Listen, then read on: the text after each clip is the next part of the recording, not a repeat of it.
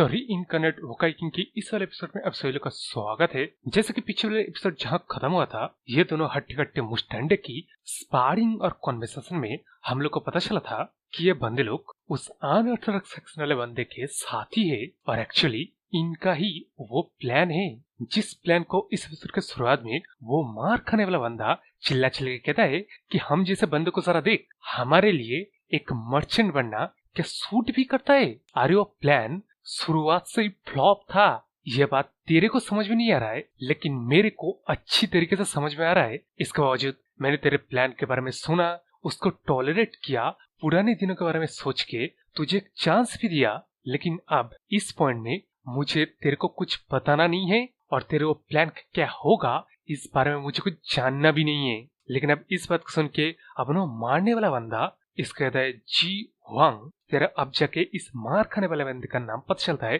जो कि जी हुआंग है। तो अपने मारने वाला बंदा अपने जी हुआंग को कहता है कि क्या साले तू सच्चमुच में मरना चाहता है। तो अब इस बात को सुन के उस तरफ अपने जी हुआंग कहता है कि तेरे को क्या करना है वो कर, वैसे मैं उतना ज्यादा ताकतवर नहीं हूँ जिससे मैं चूज कर पाऊं कि मैं कब कहाँ मरूंगा। लेकिन अब वहां से सेंसर टके हम लोग को फिर से एक फेमिलियर सा सीन दिखाया जाता है, जैसे कि ये बैंडेड जैसे दिखने वाले हाइड आउट का लंबा बड़ा दरवाजा। इसके बाद ही उस दरवाजे के ऊपर लुकआउट में बैठे हुए इस बंदे को दिखाया जाता है जो कि इस फ्लेयर गन को चलते हुए देख के एकदम ही हैरान हो रहा था। लेकिन अब उस तरफ जैसे दिख रहा है वो फ्लेयर गन अचानक से फायर बॉक्स की तरह चारों ओर फैल गया और उसी के साथ हम लोग हमारे इस अनऑर्थोडॉक्स सेक्शन वाले बंदे को दिखाया जाता है जो कि इस फायर बॉक्स को आसमान में देख के समझ के कहता है कि ऐसा नहीं हो सकता। लेकिन अब वहां से सेंसर टके हम लोग हमारे बिगट टाइम मंक को दिखाया जाता है जो कि वही एनर्जी में कवर होके हाथों से मंक वाला साइन बनाते हुए कहता है कि जब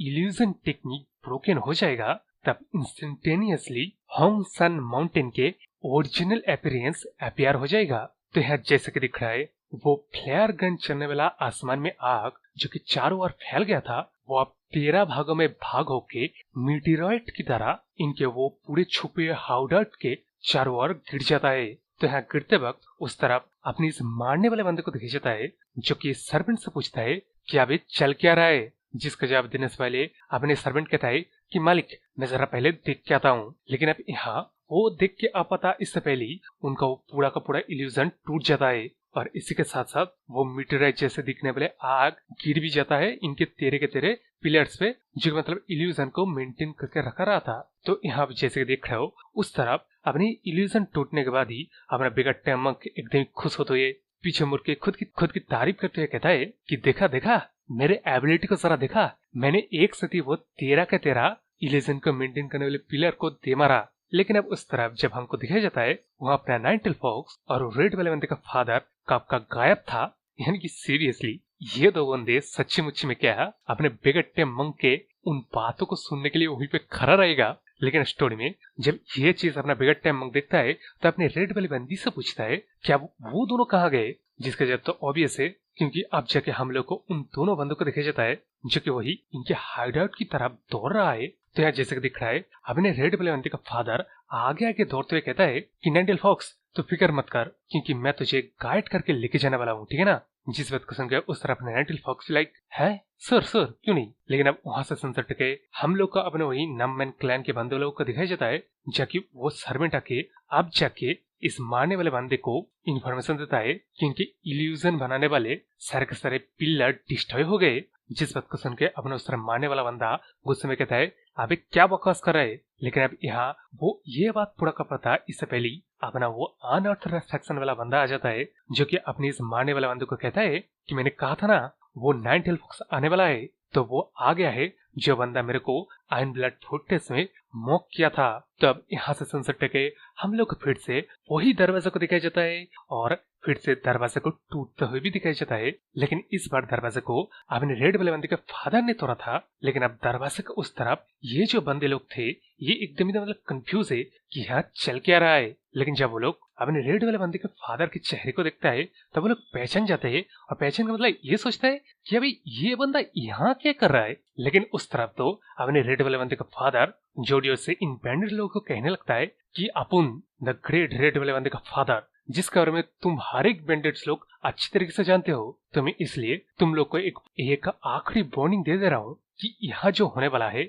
उसके बीच में मत आना, वरना मैं तुम लोग को फाड़ डालूंगा। लेकिन अब इन बातों को सुन के अब उस तरफ बैंडेड्स लोग तो यही सोच रहे कि ये बंदा अचानक से यहाँ आके ये सभी बातें क्यों ही कर रहा है। लेकिन अब उसी वक्त आपने वो मारने वाले बंदे को दिखाई जाता है, जो कि अपने रेड वाले बंदे के फादर को पूछता है कि अबे साले तू यहाँ कर रहा है। जिसके जवाब देते हैं अपने रेड वाले बंदे का फादर कहता है कि हाँ हाँ वैद्य नजर मिले नहीं, वैसे तो ये बता वो क्या अनसस्पेक्शन वाला बंदा तुम लोगों के घर छुपा हुआ है? वैसे तेरे को बताने की जरूरत नहीं है, क्योंकि मैंने सुना वो यहीं पे है, तो मैं आ गया उसे देखने के लिए फेस टू फेस। लेकिन अब इस बात को सुन के अब उस तरह वो मारने वाला बंदा कहता है कि अबे तेरे को कैसे पता अब वो अनसस्पेक्शन वाला बंदा हमारे यहाँ है। लेकिन अब इस बात को सुन के उस तरफ अपने रेड वाले बंदे का फादर कहता है कि नाइटल फॉक्स सुना, उसने कन्फर्म कर दिया कि वह अनसस्पेक्शन वाला बंदा यहीं पे छुपा बैठा है। तब इस बात को सुन के उस तरफ अपना बैड एज द गोड द चैट अपना नाइटल फॉक्स इस बार दरवाजे के ऊपर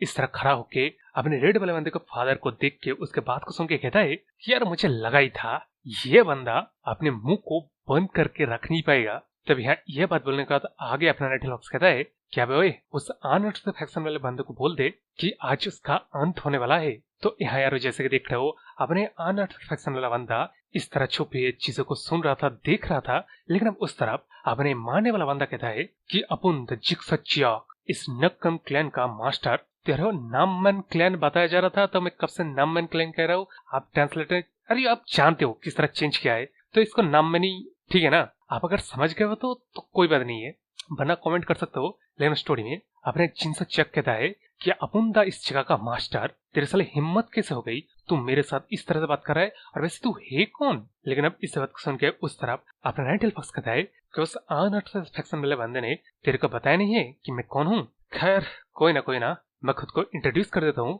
वैसे भी उस भागोड़ की जैसा पर्सनालिटी है वो कभी नहीं बताएगा या एडमिट नहीं करेगा कि वो मेरे जैसे यंग बंदे के हाथों से मार खा के पिलपिलाते अपने पिल में छुप गया है। तो तेरी जानकारी के लिए मैं बता दूं, मैं चियन हजिन मर्चेंट ग्रुप का यंग मास्टर हूँ, और मैं ही हूँ जो तुझे आज आफ्टर लाइफ में भेजने वाला है। प्यारो यहाँ इस जगह को अभी एक बैंडिट्स के हाइडआउट कहा जा रहा है, लेकिन इससे पहले इसको क्लैन बताया गया था। इससे भी पहले उस आयरन ब्लड फोर्ट्रेस को भी क्लैन बताया गया था। इससे भी पहले वो जो पहली बार अपने नाइटल फॉक्स ने एसो क्लैन जो मतलब एसो बैंडिट्स ग्रुप है उसको भी मतलब क्लैन कहा गया था। तो ये सेक्ट क्लैन और बैंडिट्स ग्रुप यानी कि टोटल 3 जगह चारा घोटाला हुआ है स्टोरी में। तो इन चीजों को छोड़ के स्टोरी में हम लोग को यह पता चल गया है कि अपने चियन हजन मर्चेंट ग्रुप के वो जो 3 बंदे मरे उसके पीछे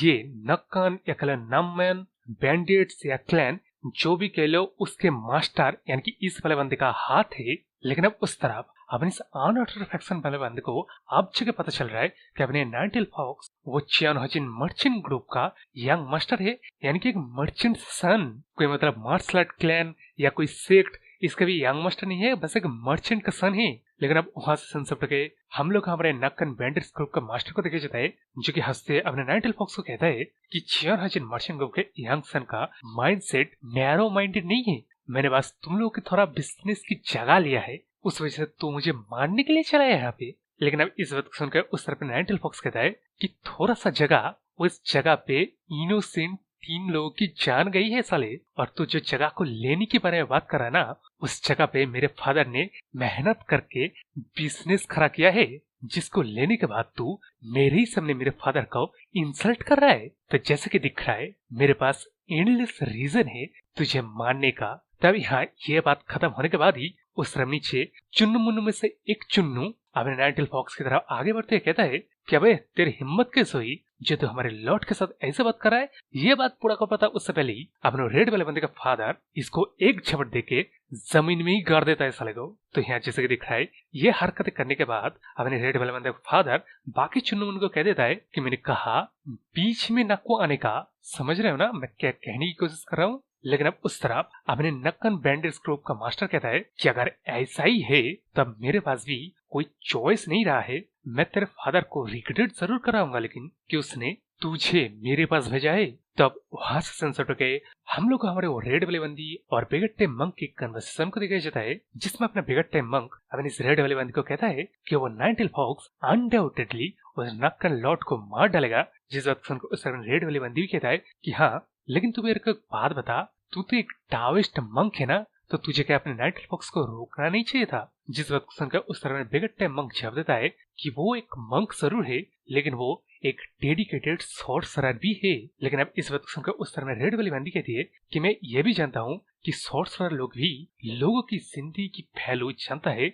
उतने जितने की एक टाविस्ट मंक जानता है। लेकिन अब इस वक्त सुनकर उस तरह में बिगड़ते मंक कहता है कि अगर मेरा बस चले ना तो मैं उसे 100 नहीं 1000 बार रोकूंगा। लेकिन अब इस पॉइंट पे मुझे भी पता है कि कुछ प्रॉब्लम्स जिंदगी को लेने के बाद ही सॉल्व किया जा सकता है। इसके अलावा रेड वाली बंदी, तुमने भी तो रास्ते से आते वक्त देखा कि नोक्रेन के अंडर जो मर्चेंट्स लोग हैं उनके हालात अभी कैसे है। तब इस बात सुनकर उस तरह रेड वाले बंदी पूछने लगता है तो क्या तू बात कर रहा है नेसेसरी के बारे में? जिस बात सुनकर उस तरह बिगड़ते मंक कहता है कि मैं इसे कहूंगा कि वॉट दी सैक्रिफाइस। तब इस बात सुन के उस तरह रेड वाली बंदी को जैसे कि मतलब देख रहे हो वो तो यार इंफॉर्मेशन को इकट्ठा करने के लिए बात करता है। तो यहाँ वो अपने बिगड़ते मंक के जजमेंट कैरेक्टर को जज करने की कोशिश कर रहा था, जिसमें दिखने में ऐसा लग रहा है कि अपना बिगड़ते मंक पास हो गया। तो इसलिए कहता है कि तू काफी रीजनेबल मंक है, पता है तेरे को? जिस बात को सुन के उस तरफ अपना बिगड़ते मंक कहता है कि मैंने कहा ना मैं खुद को सॉर्सरर कहूंगा। तब यहाँ कॉन्वर्सेशन शिफ्ट होके हम लोग अब लड़ाई के सीन दिखाया जाता है, जहाँ फाइनली अब लड़ाई होगा जिसमें अपने नॉकन बैंडिस लोग का लॉर्ड अपने नाइटल फॉक्स के ऊपर इस एक्स से एक जोरदार अटैक कर देता है, जिस अटैक को ऑब्वियसली अपने नाइटल फॉक्स ने डॉज कर लिया। लेकिन जैसा कि दिख रहा है उस अटैक के प्रेशर से इसे नीचे के सीढ़ियां चकनाचूर हो गया, जिस चीज को उस तरफ अपने रेड वाले बंदे का फादर भी देख के सोच रहा है मन में कि यहाँ जो उस तरफ अपने नॉकन बैंडिस लोग का लॉर्ड एक्स का इस्तेमाल कर रहा है, ये एक्स सिंबल है हेवी वेपन्स का, जिसको लेके अपने नॉकन बैंडिस ग्रुप का लॉर्ड इतने स्विफ्टली इस्तेमाल कर रहा है, जो चीज यही दर्शाता है कि इस बंदे ने सडल स्विफ्टनेस को और अपने उस हेवी वेपन को इस तरह से मास्टर किया है कि उस हेवी वेपन का डिसएडवांटेज गायब हो जाए, लेकिन साथ साथ उस हेवी वेपन का स्ट्रेंथ ना खोए। तो अब उस तरफ अपने नॉकन बैंडिस ग्रुप का लॉर्ड अपने नाइटल फॉक्स की तरफ, जिस तरफ नाइटल फॉक्स ने डॉज किया था उस तरफ ही एक्स को लेके ये वाला बार कर देता है, जिस बार को देख के ऐसा लगा कि ये बार अपने नाइटल फॉक्स को 2 हिस्सों में काट डालेगा। लेकिन जब हम लोग को ठीक से देखा जाता है तो अपने नाइटल फॉक्स ने उसके तलवार की मदद से इस बार को डिफेंड कर लिया था, और इस तरह डिफेंड करके अपना नाइटल फॉक्स कहता है कि तू कभी फास्ट है रे। ये बोलने के बाद अपना नाइटल फॉक्स आगे कहता है कि पता है तेरे जैसे बंदे को अगर सर्दियों में लकड़ी इकट्ठा करने के लिए काम दिया जाए तब बेहद ही अच्छे से करेगा। तब इस चीज को सुन के उस तरफ अपने रेड वाले बंदे का फादर जो इम्प्रेस हो रहा था वो इम्प्रेशन एकदम ही मिट्टी में मिल जाता है, क्योंकि ऑब्वियसली अपने नाइटल फॉक्स का सामना जिससे भी होगा वो अडरली डिस्ट्रॉय हो जाएगा। लेकिन अब उस तरह बात है जहाँ अपने नॉकन बैंडिस ग्रुप का लीडर अपने नाइटल फॉक्स को इस पतले से तलवार से उसके एक्स को इस तरह डिफेंड करते हुए देख के कहता है कि मेरे एक्स के सामने तेरा तलवार बस कुछ ही देर का मेहमान है। ये बोलती है जैसे कि दिख रहा है अपने लीडर ने अपने नाइटल फॉक्स के ऊपर काफी सारे हमले कर दिए, जिस हमले को अपना नाइटल फॉक्स डिफेंड कर रहा है। यूजुअली इस तरह के एक्स एक हेवी वेपन के बार को लोग डॉज करते हैं, लेकिन उस तरह अपने नाइटल फॉक्स तो द गोट है, द चैट है, वो मक करने के लिए अपनी इस बंदे का हर एक बारों को डिफेंड कर रहा है। तो इस तरह डिफेंड करते हुए अपना नाइटल फॉक्स इसको जवाब देता है कि तेरे को क्या लगा मेरे मास्टर का दिया है यह तलवार तेरे वो हल्के हल्के एक्स के बारों को इवन डिफेंड भी नहीं कर पाएगा? तो उस तरफ जैसे कि दिख रहा है इन बातों को सुन के और इस हरकत को देख के अपना ये बंदा एकदम बजर्क होते जा रहा है, आसपास चीजों का परवाह ना करते हुए अपने नाइटल फॉक्स के ऊपर बार करी जा रहा है। लेकिन अब इस चीज को देख के उस तरह नाइटल फॉक्स ने हेविली थंडर 3 स्ट्राइक का इस्तेमाल करता है, जो शायद सॉर्सरी में आता है। लेकिन इस बात को छोड़ के अपने नाइटल फॉक्स का वो वाला बार खा के अपने नक्कन बैंडिट्स का लीडर खुद को बैलेंस करते हुए अपने नाइटल फॉक्स को देख के चिल्ला चिल्ला के कहता है कि तू जैसा एक मर्चेंट के सन को नामगिन क्लैन के ये थंडर टेक्निक कैसा आता है? जिसका जवाब उस तरह अपने रेड वाले बंदे का फादर देता है, क्योंकि अपने नाइटल फॉक्स का जो मास्टर है वो कह रहा था ना कि इस मास्टर ने तलवार दिया है, वो मास्टर नामगन क्लैन का एक एल्डर है।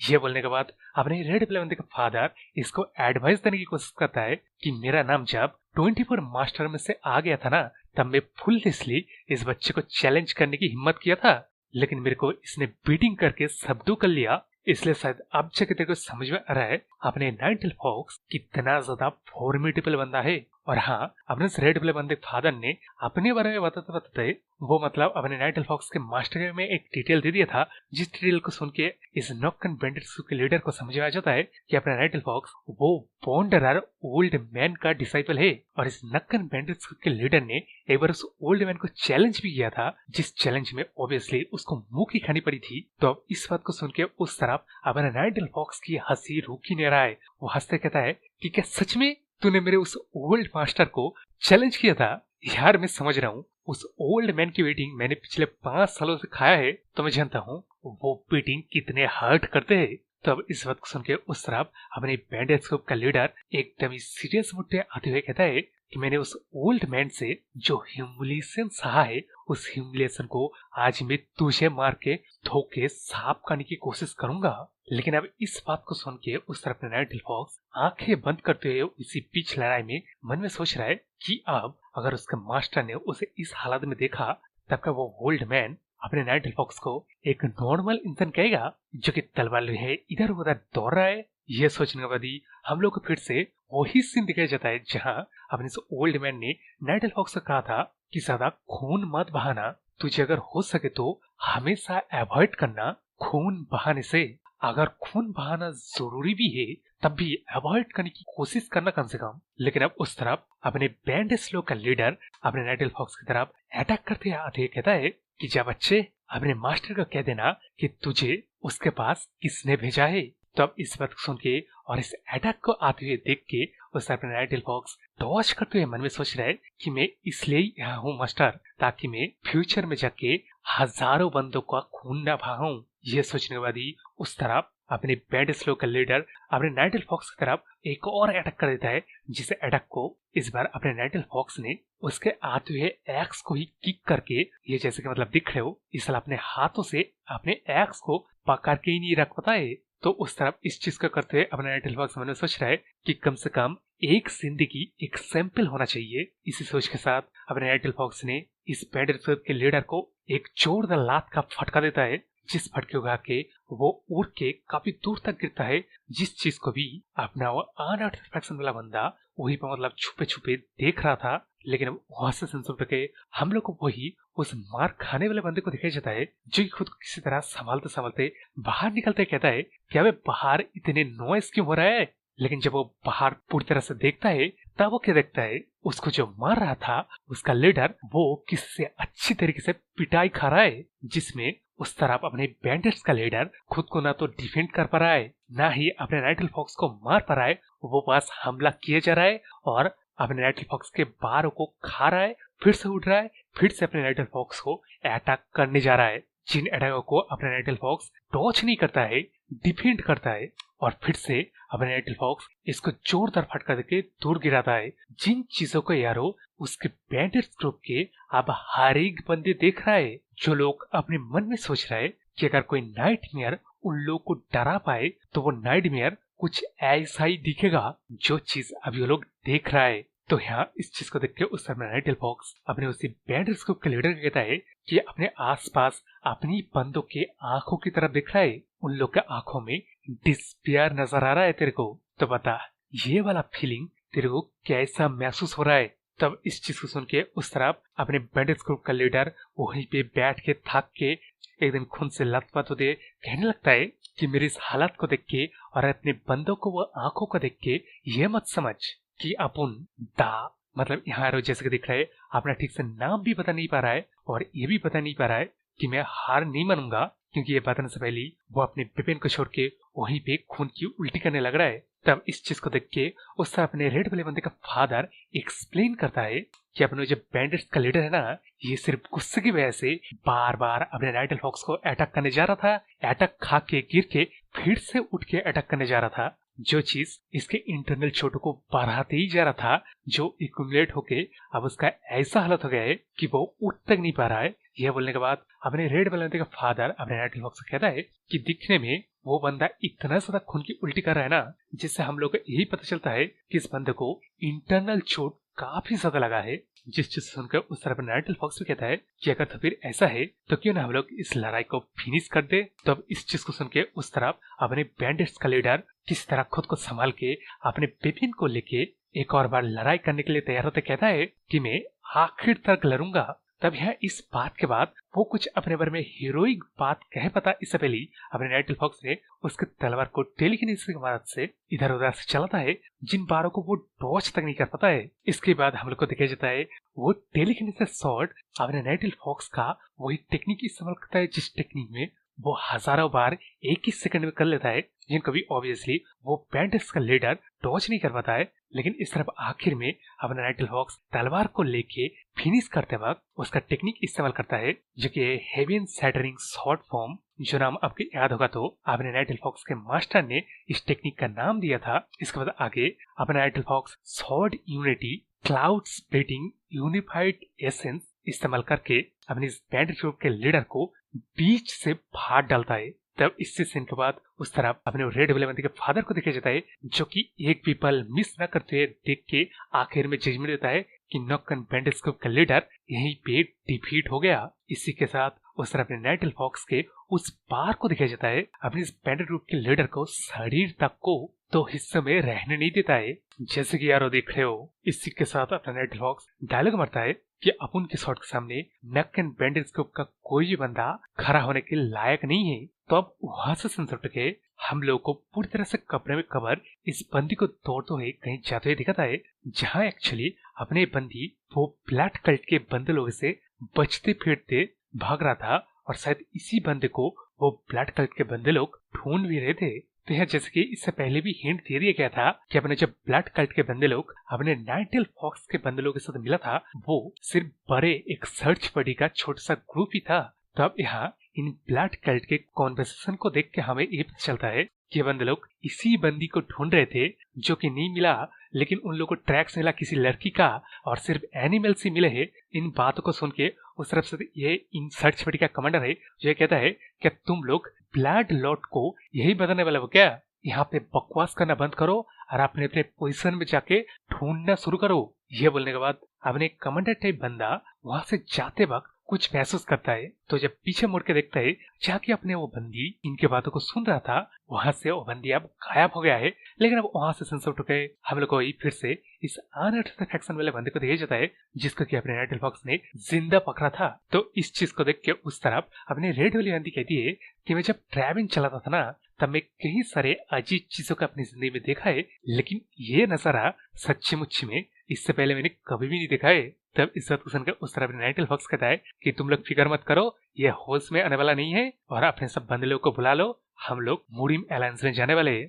तो अब इस चीज को देख के उस तरफ अपने बेगा टेमंग अपने नाइट फॉक्स से पूछता है कि क्या वो बंदा पेनलेसली इस दुनिया को छोड़ा है, तूने क्या मिक्सर किया था? जिसका जवाब उस तरफ अपने रेड बलंदी का फादर आते हुए देते हुए कहता है कि बेगट टेमंग तेरे को फिक्र करने की जरूरत नहीं है, मैं बताता हूँ वहाँ पे एक्चुअली क्या लड़ाई में हुआ है। जब अपना वो बैंडिट्स लोग का लीडर ने अपने नाइट फॉक्स के अटैक किया था ना वो भी एक्स से, तब उन बारों को अपने नाइट फॉक्स ने डिफेंड करके 2-3 बार बस मार के बीच से उसको फाड़ के इतने ज्यादा पीसेस किए जिससे वो नजारा दिखने लायक था। पता है मैं डिस्क्राइब करता हूँ कैसा है। तूने कभी खून की बारिश होते देखा? हाँ बिल्कुल वही खून और फ्लेश की बारिश हो रहा था जब अपने नाइट फॉक्स ने उसके साथ निपट लिया। तब इस बात को सुन के उस तरफ बेगट टेमंग उल्टी को अपने मुंह में रोकते कहता है कि अबे वो कोई एनिमल नहीं था जो तूने वैसे उसकी हालत की, कम से कम उसे श्रद्धांजलि के लिए 2 पीस में ही रखता। लेकिन अब इस बात को सुनकर उस तरह रेड बलवंती का फादर कहता है कि अगर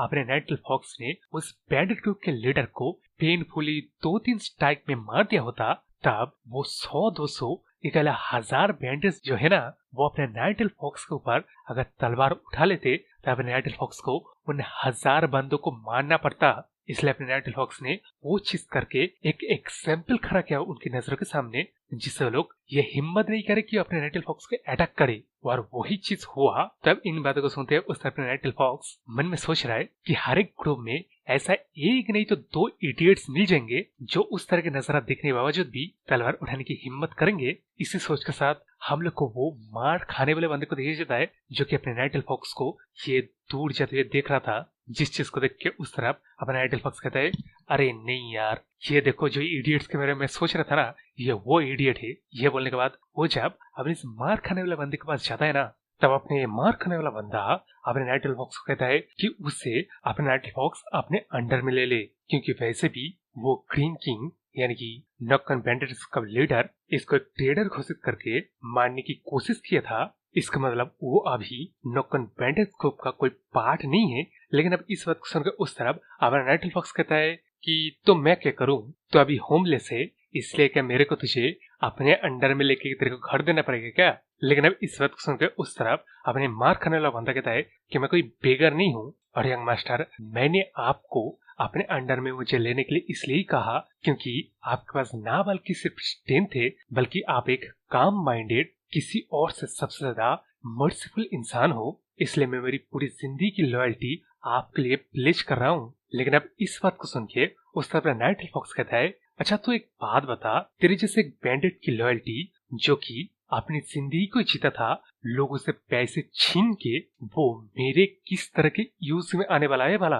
तब इस बात को सुन के उस तरफ ने मार खाने वाला बंदा खुद को इंट्रोड्यूस करता है कि अपन का नाम ले जा गुआ उन है, जो कि मैं एक सोल्जर हुआ करता था रॉयल फैमिली में, जहाँ सुपीरियर लोगों की करप्शन देख के मैं उससे भाग गया था। तो मैं पूरी तरह से कॉन्फिडेंट हूँ कि मेरे जैसे एक बंदे के लिए आप किसी न किसी एक यूज को ढूंढ ही लेंगे। तो अब इस वक्त सुन के उस तरह नाइट फॉक्स कहता है कि मैंने को तेरे को अपने अंडर लेना ही नहीं है, तेरे को समझ नहीं आ रहा है, तेरा कोई भी स्किल मेरे को काम ही नहीं आएगा। लेकिन अब यह बात पूरा हो पाता उससे पहले ही अपने रेड बेल बंदे का फादर कहता है कि यह बंदा जबकि रॉयल गार्ड में सोल्जर था, तब इसका मतलब ये बंदा कैरेज चलाना जानता है। तो इस बात को सुन के उस तरफ अपना नाइट फॉक्स कहता है कि अब तू कब तक बच्चों की तरह रोएगा कैरेज चलाने के काम के लिए। लेकिन अब इस बात को सुनकर उस तरह रेड बेल बंदा का फादर कहता है कि एक आदमी के लिए इस तरह से घुटनों में आके किसी से बात करना ये काफी बड़ी चीज है, तो मैं तो कहता हूँ तू उसका अपने अंडर ले ही ले। तो अब इस बात को सुनकर उस तरफ अपना नाइट फॉक्स कहता है कि तेरे को अगर ये बंदा इतना ही पसंद आया ना तो तू ले लेना। जिस वक्त सुनकर उस तरह रेड बेल बंदे का फादर एकदम हंसते कहता है कि वेलकम मेरा भाई, मेरे पैंग फैमिली तेरे को वेलकम है, और तेरे को फिक्र करने की जरूरत नहीं है। मेरे पैंग फैमिली का मेन रूट ना मिलिट्री से ही जुड़ा हुआ है, तो तेरे को एडजस्ट करने में ज्यादा टाइम भी नहीं लगेगा। लेकिन अब इस वक्त सुनकर उस तरफ ने मार खाने वाला बंदा कहता है कि आपके इस तरह काइंड शब्दों के लिए शुक्रिया, लेकिन मैं मेरे माइंड को बना चुका हूँ। यानी कि अपने ये मार खाने वाला बंदा अपने नाइट फॉक्स का ही बंदा बनेगा, या नहीं तो किसी का बंदा बनेगा ही नहीं। तब यहाँ सिचुएशन देखने में ऐसा लग रहा है कि अपना नाइट फॉक्स आप मान गया है कि वो इस बंदे को अपने अंडर ले लेगा, इसलिए अपने माथा पीटते हुए कहता है कि मैंने कभी नहीं सोचा था कि तेरे जैसे एक ट्रबलसम गाय को कि मैं मेरे अंडर कभी लूंगा। लेकिन अब इस बात के बाद वहां पर आगे कुछ क्या पता, इससे पहले अपने नाइट हॉक्स को कुछ महसूस होता है, जिस चीज को देख के उस तरफ अपने रेड वाले बंदे का फादर भी पूछता है कि अपने नाइट हॉक्स अचानक से ये किस तरह की हरकत कर रहा है, जिसका जवाब हम लोग को नेक्स्ट पैनल में दिया जाता है। क्योंकि वो जो ब्लैक कल्ट के बंदे थे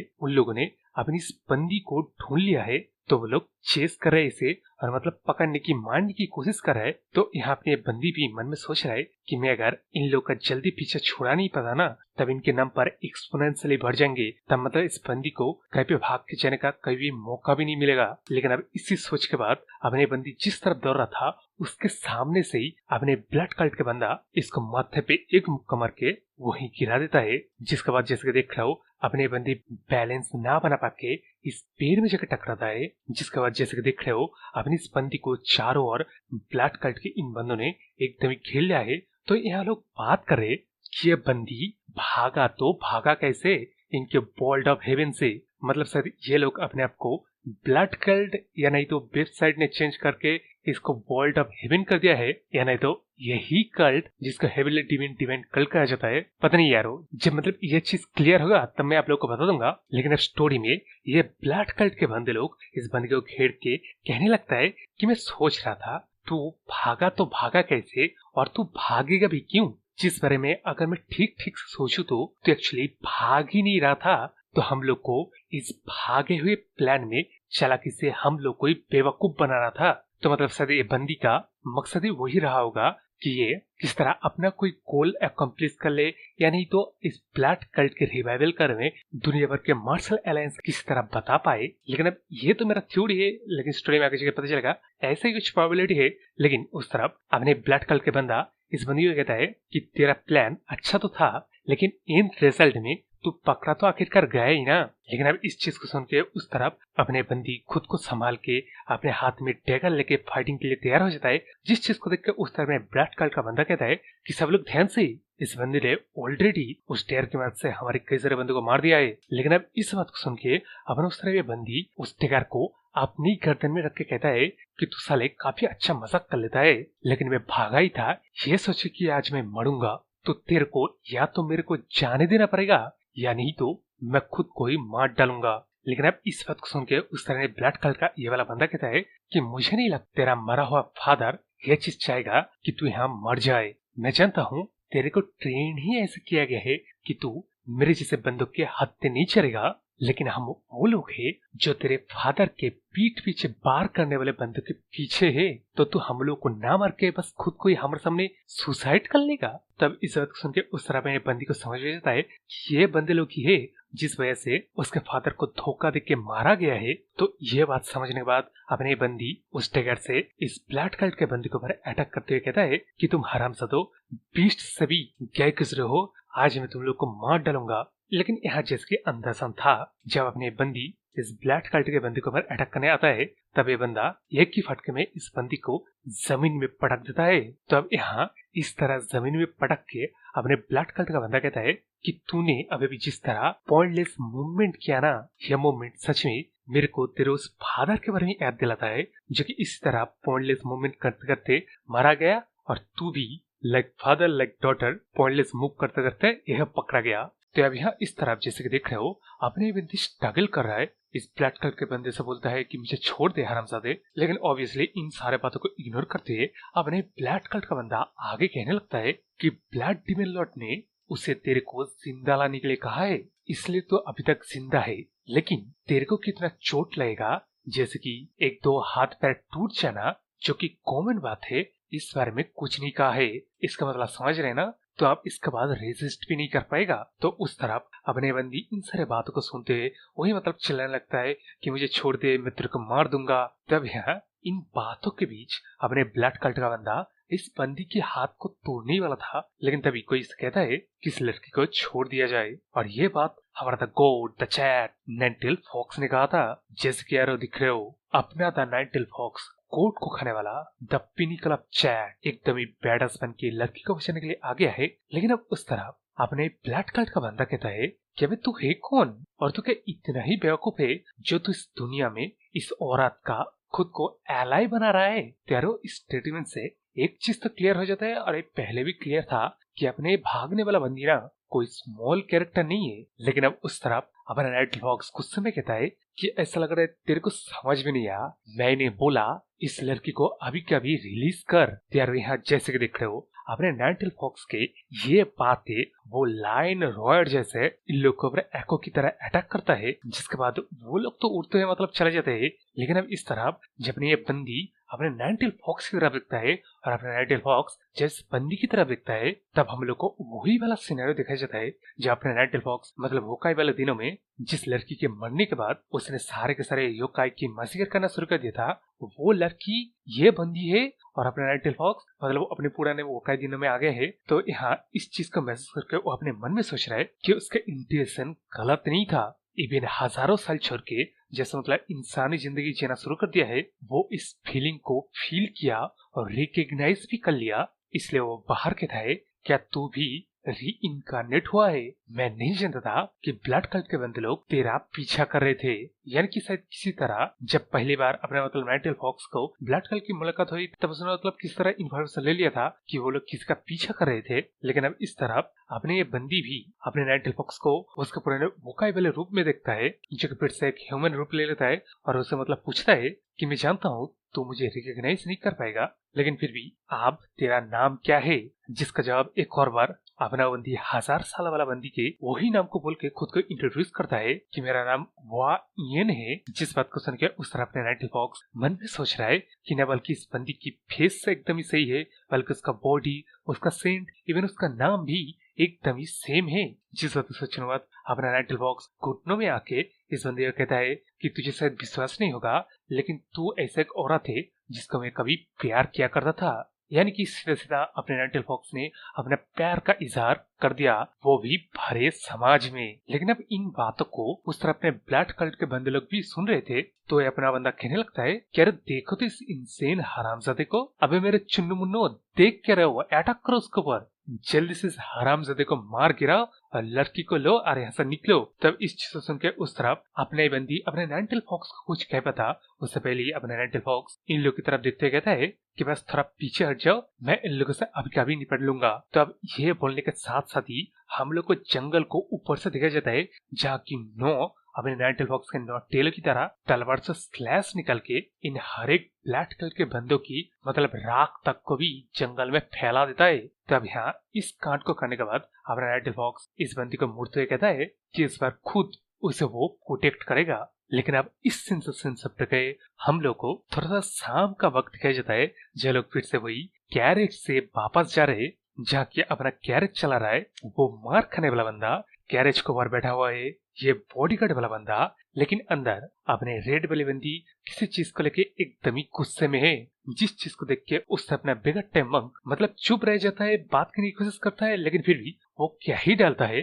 कि रेड वाली बंदी इतना ज्यादा अपसेट होने की इसमें कोई बात नहीं है। ऑफकोर्स मैं समझ रहा हूँ आपके फीलिंग्स और बातों को आपने नाइटिल फॉक्स ने एकदम ही नहीं सुना। अब जबकि यंग मास्टर ने खुद जाके अपने व्हील से उस बंदी के मुसीबत के बाद हीरो बन के बचाया है, तो मतलब यहाँ कहने का मतलब है कि मैं इस चीज को भी समझ नहीं पा रहा हूँ क्योंकि कौन कह सकता है इस दुनिया में सच क्या है। तब यहाँ यारो बातों को कितना भी घुमा के अपना बिगड़ते मंग क्यों ना बोलने, लेकिन माहौल दिखने में तो ऐसे लग रहा है कि अपने रेड बेल बंदी एकदम ही अपसेट है क्योंकि अपने नाइटिल फॉक्स ने किसी और बंदी को लेके आया है अपने साथ। और मतलब यहाँ जैसे कि एक्सपेक्ट किया गया था, अपने रेड बेल बंदी बहाना मारने लगता है और अपने बिगड़ते मंग के सारे बातों को खारिज करते ये कहता है कि कौन जाने वो लड़की ब्लड कल्ट का कोई पेड़ भी तो हो सकता है। तो यहाँ वंस अगेन बातों को कितना भी घुमा के क्यों ना बात किया जाए, इससे अपने रेड वाले बंदी गुस्सा तो है, इसलिए वो मतलब बाहर और ज्यादा गुस्सा होते कहता है कि अपना नाइटिल फॉक्स कुछ ज्यादा ही केयरलेस है,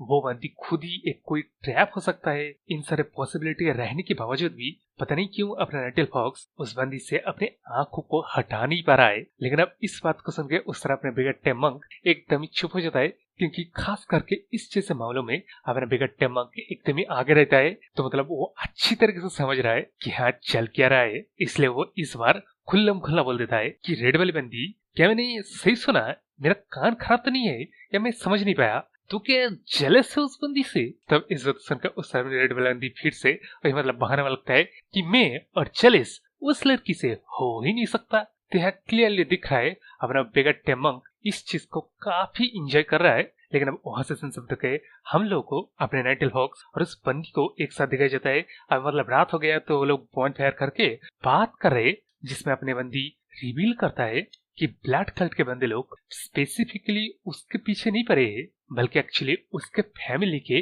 मार्शल आर्ट के पीछे पड़े हैं। तब इस बात को सुन के उस टाइप नाइटिल फॉक्स कहता है कि किस तरह के मार्शल आर्ट भला ब्लड कल्ट के बंदे लोग को इतना फोर्स कर सकता है। जिस बात को सुनकर उस टाइप ने बंदी कहती है कि सच कहा जाए तो यह कोई मार्शल आर्ट नहीं है, ये एक फुटवर्क टेक्निक है जो कि आपको हवाओं में चलना सिखाएगा, यानी कि फुटवर्क टेक्निक की मदद से आप हवा में चल सकते हो। यारो ये बात सुन के तो मुझे एक्स्ट्रा नहीं लगा, लेकिन ये बंदी कहती है कि यह कोई एक्स्ट्रा ऑर्डिनरी कोई मार्शल आर्ट नहीं है जो कि किसी पियरलेस मास्टर के आंखों में भी इवन आएगा। इसके बावजूद ये फैक्ट होने का मतलब बावजूद भी वो ब्लड कलर के बंदे लोग स्टबनली इनके फैमिली के वो मार्शल आर्ट को पाना चाहते किसी और ही स्टेंज मकसद की वजह से। तब इन सारी बातों को सुन के उस तरफ नाइटिल फॉक्स समझ के कहने लगता है कि वो बंदा एक पियरलेस मास्टर होने के बावजूद भी उस मार्शल आर्ट को चाह रहा है। इसका मतलब तो यही है कि उस मार्शल आर्ट में कोई सीक्रेट टेक्निक है या कोई सीक्रेट है जो कि आपके इनर ची को स्ट्रेंथन करता है।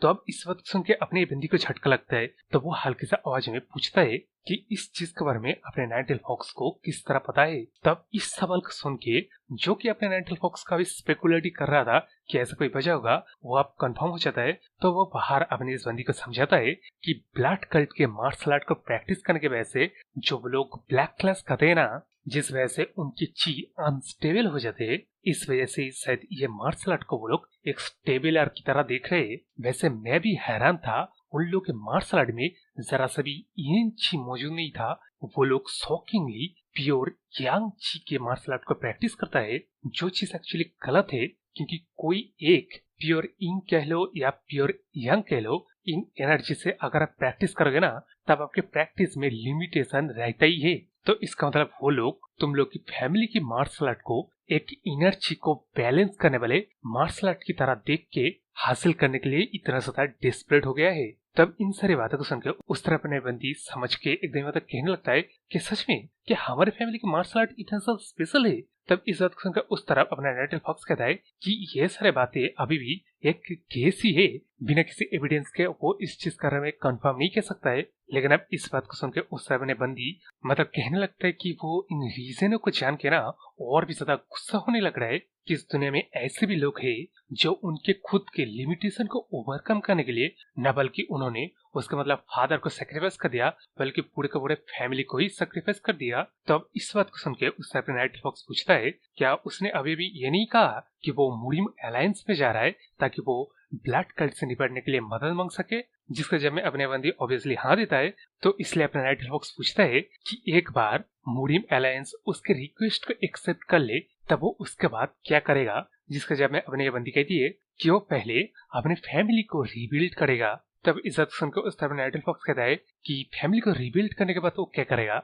जिसके जवाब में अपनी बंदी कहती है कि वो अपने फैमिली को रिबिल्ड करने के बाद उसके फादर और उसके फैमिली के साथ जो कुछ भी किया गया ना, उस चीज का वो रिवेंज लेगा। तब इस बात को सुनकर उस तरफ नाइटल फॉक्स एकदम फीटिंग सा बात कहता है कि क्या वो लोग चुपचाप बैठे रहेंगे और देखते रहेंगे कि अपने बंदी अपने फैमिली को रिबिल्ड करने के बाद उनके लिए रिवेंज की तैयारी कर रहा है। तब इन बातों को बोलते हुए उस अपना नाइटल फॉक्स मन में सोच रहा है कि अपना बंदी उतना ही रेकलेस है जैसा वो पहले थी। मतलब उसने रेकलेस ही था जो मतलब उसने अपने फादर का पीछा किया वो कायरम में, जबकि वो क्लियरली कमजोर थी और अभी भी मतलब कमजोरी है, लेकिन वो रेकलेसली रिवेंज और पहले अपनी फैमिली को रिबिल्ड करने में बात कर रहा है। तो है इन बातों को सोचते हुए बाहर अपना नाइटल फॉक्स आगे कहने लगता है कि मुरिम अलायंस एक बार उसके रिक्वेस्ट को एक्सेप्ट कर लेना तब भी वो लोग थ्रेट के थ्रेट ही रहेंगे। तो अपनी इस बंदी को पहले रिवेंज को प्रायोरिटाइज देना पड़ेगा फैमिली के रिबिल्ड के काम के ऊपर। तब इस वक्त सुनकर उस सब ने बंदी कहती है कि वो भी पहले रिवेंज को कंसिडर कर रही थी, लेकिन उसके पास एक्चुअली स्ट्रेंथ नहीं है। तब इस वक्त सुनकर उस तरह अपना नाइटल फॉक्स हंसते कहता है कि अपना बंदी लकी निकल गया, क्योंकि उसका मास्टर जब जिंदा था ना तब उसने अपने नाइटल फॉक्स से रिक्वेस्ट किया था जो कि वही अगर हो सके तो अपने नाइटल फॉक्स पूरी तरह से ब्लड कल्ट को मार दे और इस ब्लड कल्ट के हर एक रूट को जड़ से उखाड़ फेंके। तो अगर मैं तेरी हेल्प करूँ ना, इसका मतलब मैं मेरे मास्टर से किए गए प्रॉमिस को भी पूरा कर रहा हूँ। तब इस वक्त सुनकर उस तरह में बंदी नाइवली कहता है कि यंग मास्टर के सच में आप मुझे एक और बार हेल्प करेंगे। तब इस वक्त सुनकर उस तरह अपने नाइटल फॉक्स फिर से वही मिस्चीवियस हरकत करना शुरू कर देता है और मतलब कहने लगता है क्यों तुझे पसंद नहीं आया मेरा हेल्प। तब इस वक्त सुनकर इस तरह अपने बंदी कहती है नहीं ऐसी बात नहीं, मैं एक्चुअली ये कह रहा हूँ कि मैं कोई आपका हेल्प नहीं बनूंगा किसी भी वे से। इसके अलावा मैंने अभी भी आपको कहा मैं इस सिचुएशन में भी नहीं हूँ कि मैं आप जैसे किसी एक्सपर्ट से मदद मांग सकूं, ऐसा कोई मेरे पास रिसोर्सेस ही नहीं है। तब इन बातों को सुनते हुए अपना नाइटल फॉक्स पीछे मुड़ के जाते कहता है कि मैं समझ रहा हूँ मेरा हेल्प तेरे को पसंद नहीं आ रहा है, सही है, इसमें मैं कुछ नहीं कर सकता। वैसे मैं समझ रहा हूँ तुम्हारा पीछा किया गया होगा इसलिए तुमको जरा सा भी नींद नहीं आई है, इसलिए फिक्र मत करो, इस बॉनफायर के गर्मी में अपने आंखों को बंद कर सकते हो, मैं प्रोटेक्ट करने का काम करूंगा जिससे तुमको कोई फिक्र नहीं होगी। तब ये बात बोलते हैं अपना नाइटल फॉक्स वहां से चले जाता है और इस सुनसान जगह में आके अपना नाइटल फॉक्स मन में सोच रहा है कि तथ्य गधा यानी कि बुद्धा मेरा फिर से मुलाकात वो यान के साथ करवाने में तुम्हारा अगर कोई रोल है ना, वो मतलब बाहर जोर से कहता है कि अपने तथ्य गधा यानी कि बुद्धा को जेनरस होना चाहिए इस मामले में। तब ये बोलने के बाद अपना नाइटल फॉक्स मून की तरफ देखते हैं, आगे कहने लगता है कि ये अच्छा नहीं होता अगर ये बंदी उतने ज्यादा पेनफुल सिचुएशन से ना गुजरा होता तो भी ना, इतने बड़े बड़े हाथ है लेकिन सर वही छोटा का छोटा ही है। तब यह बोलने के बाद अपने जब नाइटल फॉक्स इस बंदी की तरफ देखते हैं तब अपना बंदी मतलब आंखें बंद करने के बाद ही वो सो गया है। तो इस चीज को देख के अपना नाइटल फॉक्स उसके साथ ये कोड उठा के अपने इस बंदी को कवर दे देता है, क्योंकि वहां से सीन सब के हम लोग को इस बंदी को दिखाई जाता है जो कि कहने लगता है कि मुझे हवाओं के साथ ब्लड की स्मेल महसूस हो रहा है। तब इस वक्त सुन के पीछे से अपना ये वाला बंदा कहता है कि तू अगर माउंटेन ऑफ हेवन से नीचे जाना चाहता है ना, तब ऐसा हो नहीं सकता है। लेकिन अब इस बात को सुन के अब ना वो वाला बंदा जिसके मतलब दिख रहे हो इस पहाड़ी टाइप इकलौते चट्टान में बैठ के कहता है कि ये सच है, मैं महसूस कर रहा हूँ, मैं झूठ नहीं कर रहा हूँ। लेकिन अब इस बात को सुन के अपना ये जो बंदा मतलब इस बंदे को जाने के लिए रोक रहा था, वो कहता है कि हेवनली डीमन की मूवमेंट हर एक फोर्सेस को ना अलर्ट में डाल देता है। यारो ये लोग हेवनली डिवाइन डीमनिक कल्ट है। इससे पहले मैंने जो बोला था ना कि शायद नाम वगैरह चेंज होने की वजह से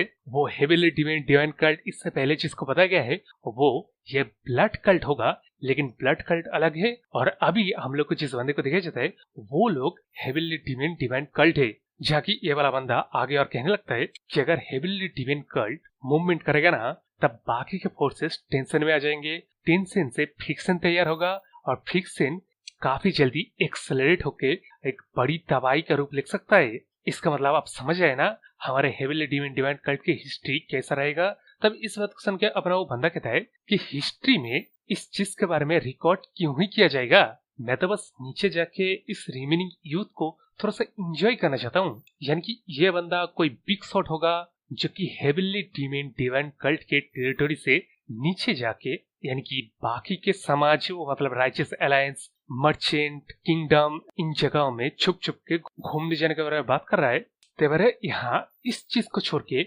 ऑफिशियली हमारे री इनकारनेट वोकाई किंग के ये पहला सीजन खत्म हो जाता है। लेकिन टेंशन मतलब इसका नेक्स्ट सीजन भी आ चुका है जिसको मैं एक्सप्लेन करूंगा इस वीडियो के रिस्पांस को देख के। और यार इस चीज को छोड़ के इस तरह की एकदम मजेदार भड़कदार तर्कदार मनवा मांगा मतलब जो कह लो लेके आने वाला हूँ। तो सपोर्ट कीजिए मुझे, चैनल को सब्सक्राइब करके और लाइक शेयर कमेंट तो जरूर करना और कमेंट कर देना यार कि मैं सेकंड सीजन लाऊं कि नहीं। तब इसी के साथ बाय।